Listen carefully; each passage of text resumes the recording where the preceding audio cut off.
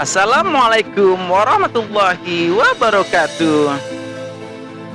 Hai sobat gabut, tahukah kalian ada berapa elemen di dalam kehidupan kita ini?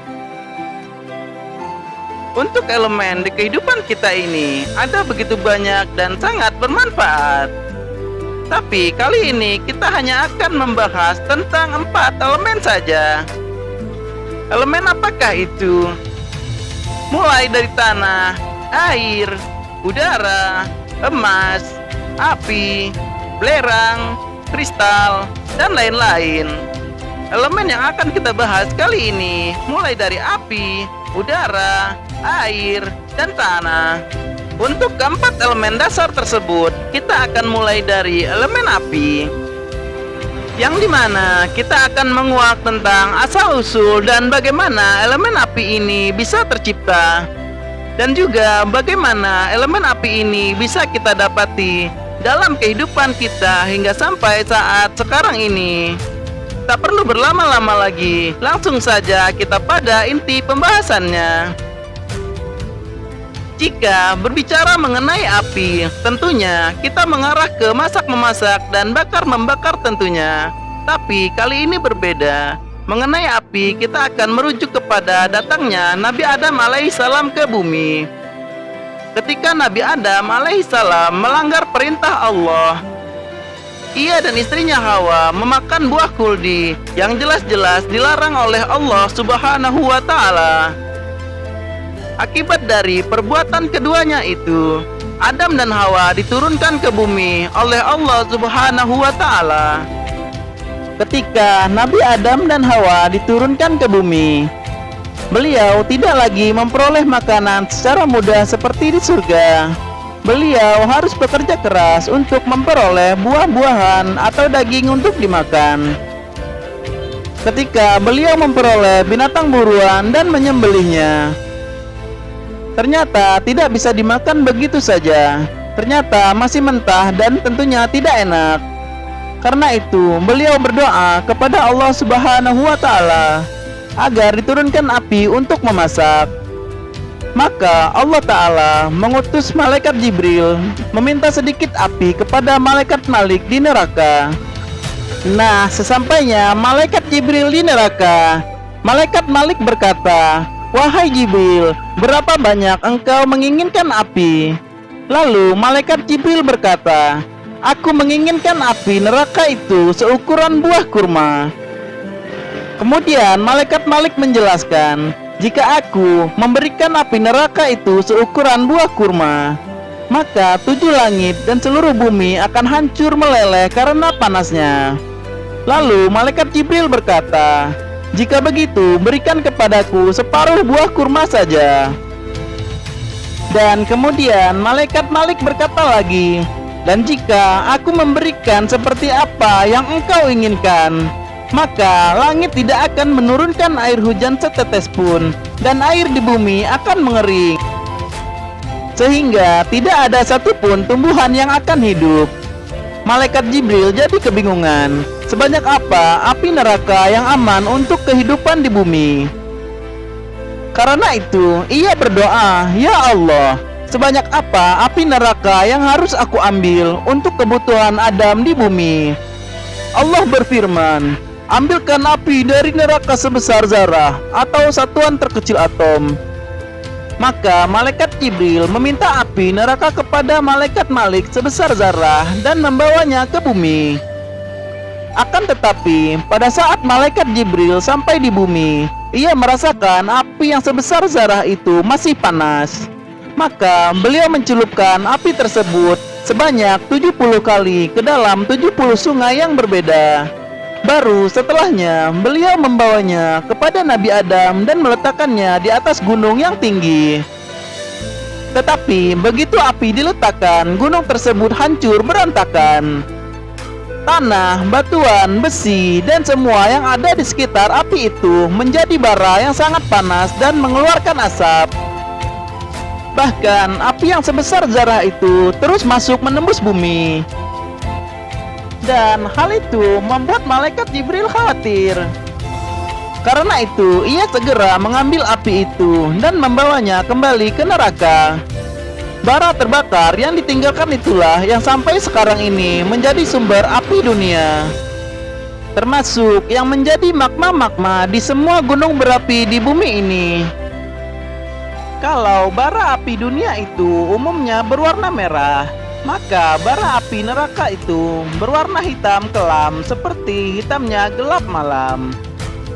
Nabi Muhammad Shallallahu Alaihi Wasallam pernah menanyakan keadaan api neraka itu kepada malaikat Jibril. Maka malaikat Jibril berkata, sesungguhnya Allah Ta'ala menciptakan neraka selama 1000 tahun sehingga baranya berwarna merah. Kemudian Allah Subhanahu wa Ta'ala menyalakannya, menambah panasnya selama 1000 tahun lagi sehingga baranya berwarna putih. Dan dia menyalakannya, menambah panasnya selama 1000 tahun lagi sehingga baranya berwarna hitam. Maka neraka itu hitam kelam seperti hitamnya malam yang sangat pekat. Tidak pernah tenang kobaran apinya dan tidak pernah padam atau berkurang bara apinya. Nah, sobat gabut setia, itu dia asal-usul dan perkembangan tentang api. Sekarang zaman semakin berkembang, sehingga kemunculan api pun jadi bahan penelitian. Mulai saat api muncul dari percikan bebatuan, kemudian muncul dengan menggosok batang kayu dengan ranting. Lalu kemudian ditemukannya zat kimia atau bahan pemicu lainnya agar dapat memunculkan api dengan skala besar. Baru setelahnya kita mengenal yang namanya korek api. Dan korek api pun berubah-ubah bentuk dan sebutannya. Mulai dari korek api kayu sampai dengan korek api gas yang beragam bentuknya sesuai perubahan zaman. Dengan begitu, penggunaan api pun semakin beragam pemakaiannya, yang dimana perubahannya semakin meningkat dari masa ke masa. Seiring berjalannya waktu, sebutannya pun mulai berubah-ubah. Karena di setiap perubahannya dari era belum mengenal cahaya sampai kepada dunia yang terang benderang seperti saat sekarang ini kita rasakan. Nah, berikut kilas sebutan untuk setiap api yang berkembang dari zaman ke zaman. Yang pertama, kita sebut api permulaan di bumi adalah api unggun, dengan kayu sebagai sumbu agar apinya dapat terus menyala. Wah, ini awal mula kecerdasan dari manusia ya, sobat gabut.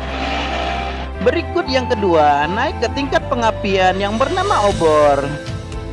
Nah, sobat gabun, teman-teman semua tahu kan dengan sebutan obor? Ya, tepat sekali. Obor yang kalau malam takbiran semua umat muslim di Indonesia menggunakannya. Tradisi itu dikenal dengan perayaan Khatam Al-Quran pasca Ramadan. Nah, obor ini bahan dasarnya adalah bambu, bulu, atau betung. Dengan sumbu yang mulanya sabut kelapa meningkat menjadi potongan kain tak terpakai. Berikutnya yang ketiga. Yang ketiga kali ini adalah sesuatu yang dimana tidak ditemukan oleh para remaja tahun kekinian. Sebab ini era terakhir pencahayaan menggunakan api. Oke, langsung saja. Inilah dia yang ketiga, yakni lampu Petromax atau lampu semprong. Lampu legendaris yang sudah sangat sulit kita temui di era modern seperti saat ini. Tahun kelahiran 2000-an adalah era terakhir menggunakan pencahayaan api. Dan mereka telah merasakan peliknya remang-remang cahaya pada saat itu. Perkembangan api dengan bahan dasar minyak tanah sama dengan obor, akan tetapi dengan wadah yang berbeda. Awal mulanya dengan menggunakan kaleng oli bekas, tutupnya dilobangi, diberi sumbu tali berbahan kain.